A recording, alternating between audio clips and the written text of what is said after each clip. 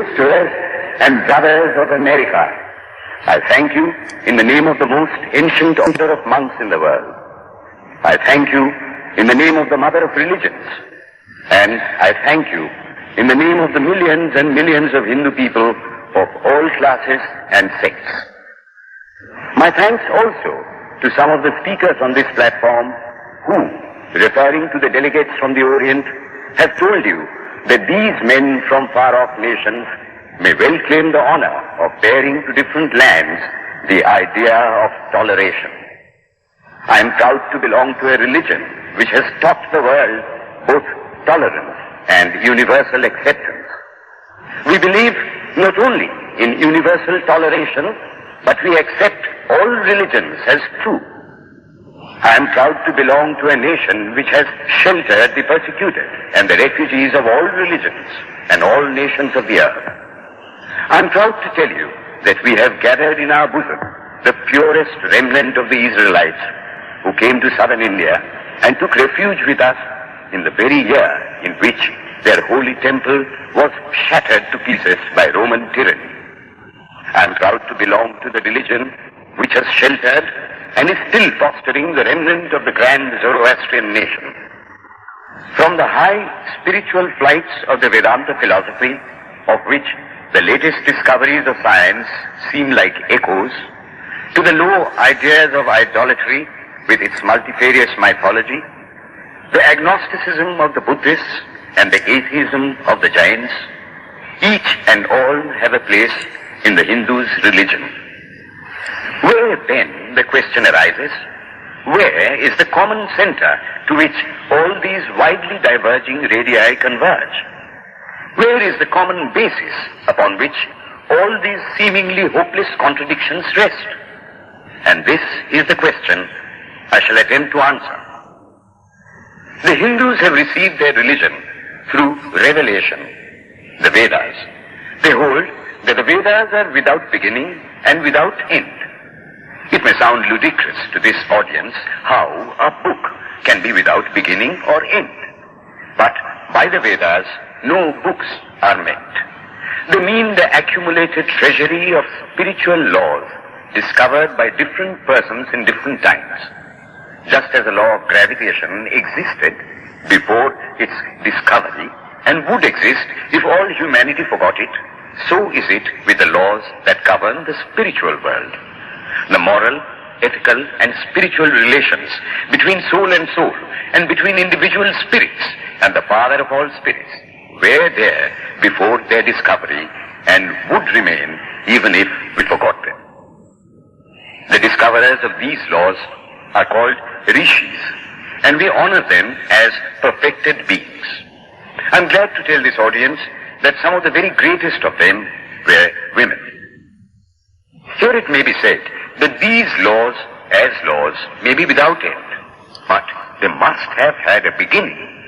The Vedas teach us that creation is without beginning or end. Science is said to have proved that the sum total of cosmic energy is always the same. Then, if there was a time when nothing existed, where was all this manifested energy?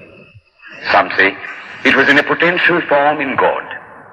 In that case, God is sometimes potential and sometimes kinetic, which would make him mutable. Everything mutable is a compound, and everything compound must undergo that change which is called destruction.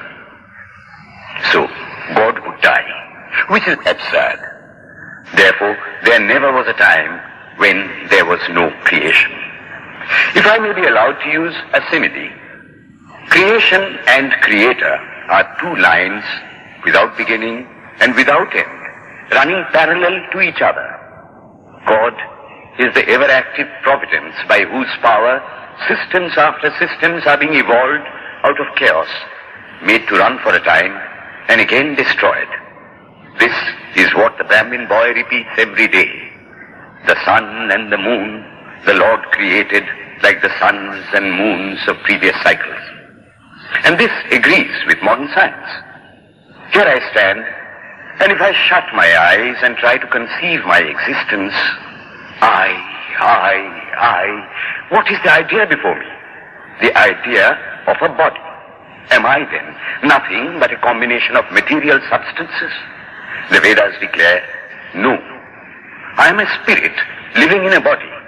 I am not the body. The body will die, but I shall not die. Here am I in this body. It will fall, but I shall go on living. I had also a past. The soul was not created, for creation means a combination, which means a certain future dissolution.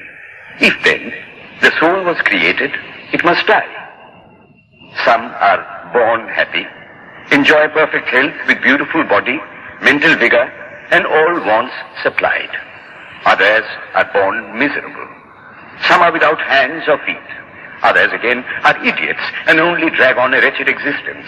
Why, if they are all created, why does a just and merciful God create one happy and another unhappy? Why is he so partial? Nor would it matter in the least to hold that those who are miserable in this life will be happy in a future one. Why should a man be miserable even here in the reign of a just and merciful God? In the second place, the idea of a creator God does not explain the anomaly, but simply expresses the cruel fiat of an all-powerful being. There must have been causes then, before his birth, to make a man miserable, and those were his past actions. Are not all the tendencies of the mind and the body accounted for by inherited aptitude? Here are two parallel lines of existence, one of the mind, the other of matter. If matter and its transformations answer for all that we have, there is no necessity for supposing the existence of a soul. But it cannot be proved that thought has been evolved out of matter. And if a philosophical monism is inevitable, spiritual monism is certainly logical and no less desirable than a materialistic monism. But neither of these is necessary here. We cannot deny that bodies acquire certain tendencies from heredity, but those tendencies only mean the physical configuration through which a peculiar mind alone can act in a peculiar way. There are other tendencies peculiar to a soul caused by his past actions, and a soul with a certain tendency would, by the laws of affinity, take birth in a body which is the fittest instrument for the display of that tendency. This is in accord with science, for science wants to explain everything by habit, and habit is got through repetitions. So, repetitions are necessary to explain the natural habits of a newborn soul, and since they were not obtained in this present life, they must have come down from past lives. There is another suggestion. Taking all these for granted, how is it that I do not remember anything of my past life? This can be easily explained. I am now speaking in English. It is not my mother tongue. In fact, no words of my mother tongue are now present in my consciousness. But let me try to bring them up. And they rush in. That shows that consciousness is only the surface of the mental ocean, and within its depths are stored up all our experiences. Try and struggle. They would come up, and you would be conscious even of your past life. This is direct and demonstrative evidence. Verification is the perfect proof of a theory, and here is the challenge thrown to the world by the rishis. We have discovered the secret by which the very depths of the ocean of memory can be stirred up. Try it, and you would get a complete reminiscence of your past life. So then, the Hindu believes that he is a spirit. Him the sword cannot pierce, him the fire cannot burn, him the water cannot melt, him the air cannot dry. The Hindu believes that every soul is a circle, whose circumference is nowhere, but whose center is located in the body, and that death means the change of the center from body to body. Nor is the soul bound by the conditions of matter. In its very essence, it is free, unbounded, holy, pure, and perfect. But somehow or other, it finds itself tied down to matter, and thinks of itself as matter. Why should the free, perfect, and pure being be thus under the thraldom of matter, is the next question. How can the perfect soul be deluded into the belief that it is imperfect? We have been told that the Hindus shirk the question and say that no such question can be there. Some thinkers want to answer it by positing one or more quasi-perfect beings and use big scientific names to fill up the gap. But naming is not explained. The question remains the same. How can the perfect become the quasi-perfect? How can the pure, the absolute, change even a microscopic particle of its nature? But the Hindu is sincere. He does not want to take shelter under sophistry. He is brave enough to face the question in a manly fashion, and his answer is, I do not know. I do not know how the perfect being, the soul, came to think of itself as imperfect, as joined to and conditioned by matter. But the fact is a fact for all that. It is a fact in everybody's consciousness that one thinks of oneself as the body. The Hindu does not attempt to explain why one thinks one is the body. The answer, that it is the will of God, is no explanation. This is nothing more than what the Hindu says, I do not know. Well then, the human soul is eternal and immortal, perfect and infinite, and death means only a change of center from one body to another. The present is determined by our past actions, and the future by the present. The soul will go on evolving up or reverting back from birth to birth and death to death. But here is another question. Is man a tiny boat in a tempest, raised one moment on the foamy crest of a billow and dashed down into a yawning chasm the next, rolling to and fro at the mercy of good and bad actions, a powerless, helpless wreck in an ever-raging, ever-rushing, uncompromising current of cause and effect, a little moth placed under the wheel of causation, which rolls on, crushing everything in its way, and waits not for the widow's tears or the orphan's cry? The heart sinks at the idea. Yet, this is the law of nature. Is there no hope? Is there no escape? Was the cry that went up from the bottom of the heart of despair. It reached the throne of mercy, and words of hope and consolation came down and inspired a Vedic sage, and he stood up before the world and in trumpet voice proclaimed the glad tidings. Hear ye, children of immortal bliss, even ye that reside in higher spheres. I have found the Ancient One who is beyond all darkness, all delusion. Knowing Him alone, you shall be saved from death over again. Children of immortal bliss. What a sweet, what a hopeful name. Allow me to call you, brethren, by that sweet name, heirs of immortal bliss. Yea, the Hindu refuses to call you sinners. We are the children of God, the sharers of immortal bliss, holy and perfect beings. Ye divinities on earth, sinners, it is a sin to call a man so. It is standing libel on human nature. Come up, O lions, and shake off the delusion that you are sheep. You are souls immortal, spirits free, blessed and eternal. Ye are not matter, ye are not bodies. Matter is your servant, not you the servant of matter. Thus it is that the Vedas proclaim not a dreadful combination of unforgiving laws, not an endless prison of cause and effect, but that at the head of all these laws, in and through every particle of matter and force, stands one, by whose command the wind blows, the fire burns, the clouds rain, and death stalks upon the earth. And what is His nature? He is everywhere, the pure and formless one, the Almighty and the All-Merciful. Thou art our Father, Thou art our Mother, Thou art our beloved friend, Thou art the source of all strength. Give us strength. Thou art He that beareth the burdens of the universe. Help me bear the little burden of this life. Thus sang the rishis of the Vedas. And how to worship Him? Through love.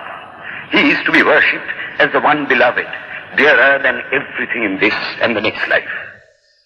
This is the doctrine of love declared in the Vedas, and let us see how it is fully developed and taught by Krishna, whom the Hindus believe to have been God incarnate on earth. He taught that a man ought to live in this world like a lotus leaf, which grows in water but is never moistened by water. So, a man ought to live in the world, his heart to God and his hands to work. It is good to love God for hope of reward in this or the next world, but it is better to love God for love's sake. One of the disciples of Krishna, the then Emperor of India, was driven from his kingdom by his enemies and had to take shelter with his queen in a forest in the Himalayas. And there, one day, the queen asked him how it was that he, the most virtuous of men, should suffer so much misery. Yudhishthira answered, "Behold, my queen, the Himalayas. How grand and beautiful they are. I love them. They do not give me anything, but my nature is to love the grand, the beautiful. Therefore, I love them. Similarly, I love the Lord. He is the source of all beauty, of all sublimity. He is the only object to be loved. The Hindu does not want to live upon words and theories. If there are existences beyond the ordinary, sensuous existence, he wants to come face to face with them. If there is a soul in him which is not matter, if there is an all-merciful universal soul, he will go to him direct. He must see him, and that alone can destroy all doubts. So, the best proof a Hindu sage gives about the soul, about God, is, I have seen the soul, I have seen God. And that is the only condition of perfection. The Hindu religion does not consist in struggles and attempts to believe a certain doctrine or dogma, but in realizing, not in believing, but in being and becoming. Thus, the whole object of their system is by constant struggle to become perfect, to become divine, to reach God and see God.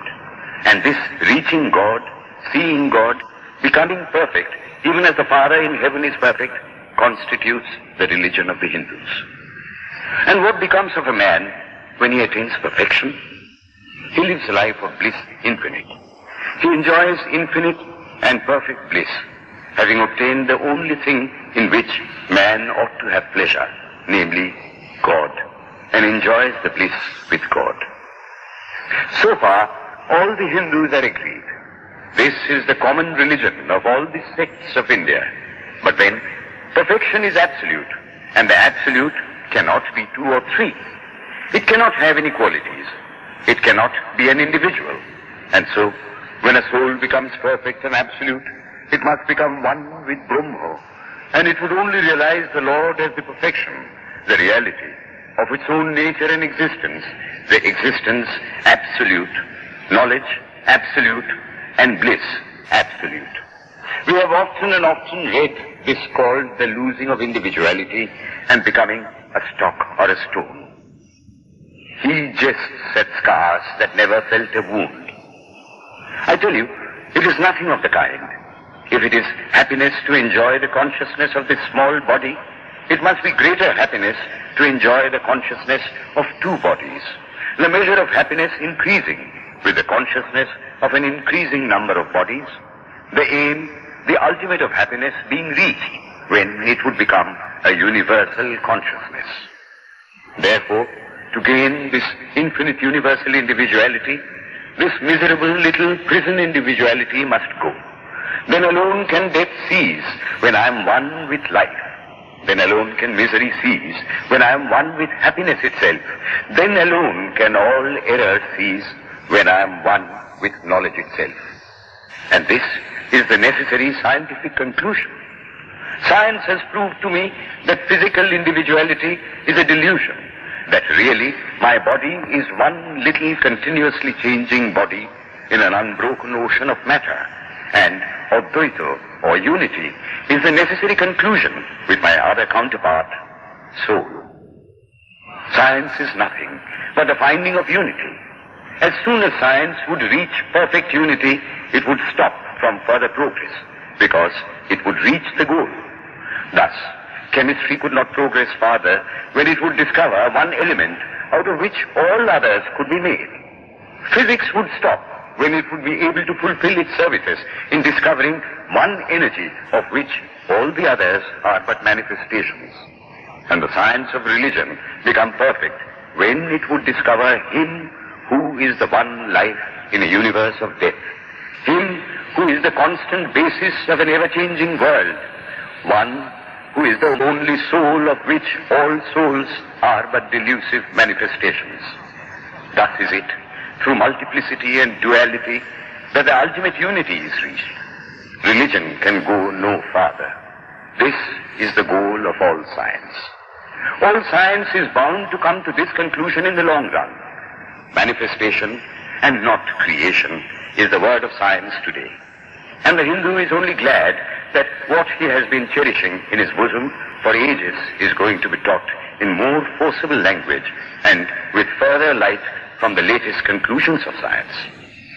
Descend we now from the aspirations of philosophy to the religion of the ignorant. The tree is known by its fruits. When I have seen amongst them that are called idolaters, men, the like of whom in morality and spirituality and love I have never seen anywhere, I stop and ask myself, can sin beget holiness? Superstition is a great enemy of man, but bigotry is worse. Why does a Christian go to church? Why is the cross holy? Why is the face turned toward the sky in prayer? Why are there so many images in the Catholic Church? Why are there so many images in the minds of Protestants when they pray? My brethren, we can no more think about anything without a mental image than we can live without breathing. By the law of association, the material image calls up the mental idea and vice versa. This is why the Hindu uses an external symbol when he worships. He will tell you it helps to keep his mind fixed on the being to whom he prays. After all, how much does omnipresence mean to almost the whole world? It stands merely as a word, a symbol. Has God superficial area? If not, when we repeat that word omnipresent, we think of the extended sky or of space. That is all. If a man can realize his divine nature with the help of an image, would it be right to call that a sin? Nor, even when he has passed that stage, should he call it an error. To the Hindu, man is not traveling from error to truth, but from truth to truth, from lower to higher truth. To him, all the religions, from the lowest fetishism to the highest absolutism, mean so many attempts of the human soul to grasp and realize the infinite, each determined by the conditions of its birth and association, and each of these marks a stage of progress. And every soul is a young eagle soaring higher and higher, gathering more and more strength till it reaches the glorious sun. Every other religion lays down certain fixed dogmas and tries to force society to adopt them. It places before society only one coat which must fit Jack and John and Henry all alike. If it does not fit John or Henry, he must go without a coat to cover his body. The Hindus have discovered that the absolute can only be realized or thought of or stated through the relative. And the images, crosses and crescents are simply so many symbols, so many pegs to hang spiritual ideas on. It is not that this help is necessary for everyone, but those that do not need it have no right to say that it is wrong, nor is it compulsory in Hinduism. One thing I must tell you, idolatry in India does not mean anything horrible. It is not the mother of harlots. On the other hand, it is the attempt of undeveloped minds to grasp high spiritual truths. The Hindus have their faults, they sometimes have their exceptions, but mark this, they are always for punishing their own bodies and never for cutting the throats of their neighbors. If the Hindu fanatic burns himself on the fire, he never lights the fire of inquisition. And even this cannot be laid at the door of his religion any more than the burning of witches can be laid at the door of Christianity. To the Hindu then, the whole world of religions is only a traveling, a coming up of different men and women through various conditions and circumstances to the same goal. Every religion is only evolving a God out of the material man, and the same God is the inspirer of all of them. Why then are there so many contradictions? They are only apparent, says the Hindu. The contradictions come from the same truth, adapting itself to the varying circumstances of different natures.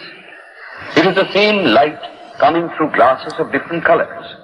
And these little variations are necessary for purposes of adaptation. But in the heart of everything, the same truth reigns. The Lord has declared to the Hindu in his incarnation as Krishna, I am in every religion as a thread through a string of pearls. Wherever thou seest extraordinary holiness and extraordinary power raising and purifying humanity, know thou that I am there. And what has been the result?